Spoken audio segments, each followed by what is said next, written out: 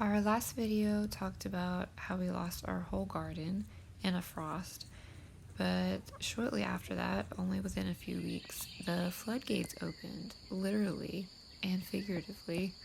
Our street flooded all the way up into our yard, and in the last video you can see where this swamp usually is. We can walk around down there, and that wasn't going to happen.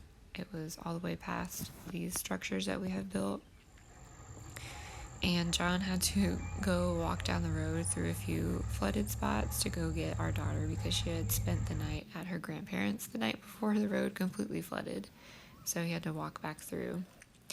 But after that, we had lots of life. Our chickens were laying really well.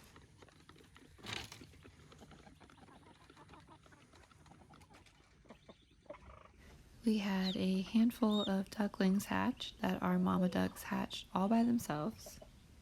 Who wants her egg back?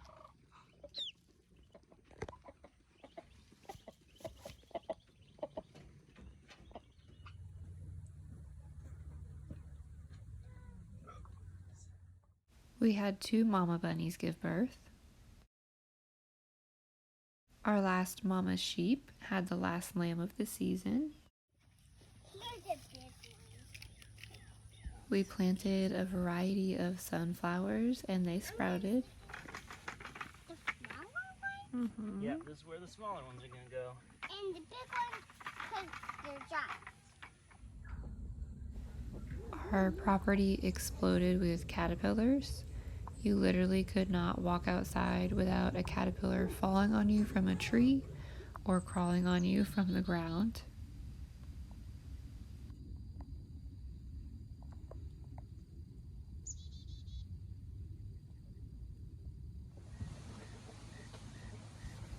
John set up this chicken water with cups at the bottom that the ducks can also drink out of, and it just stays attached to a hose that fills up a bucket, so the water is always fresh.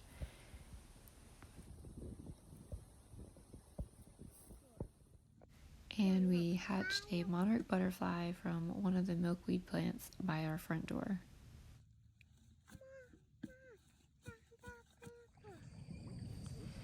But with the good came the bad, and the bad with the good. The flood caused us to have to stay home, which we didn't mind. We got to spend extra time together and time off of work. And John enjoyed kayaking around on our own property.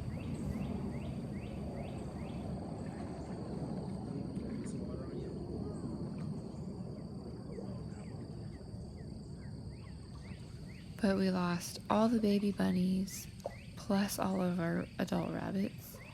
We lost all the ducklings. And the last lamb of the season that somebody had even put a deposit on got killed by a coyote. The first and only time we've ever had one of our animals killed by a coyote.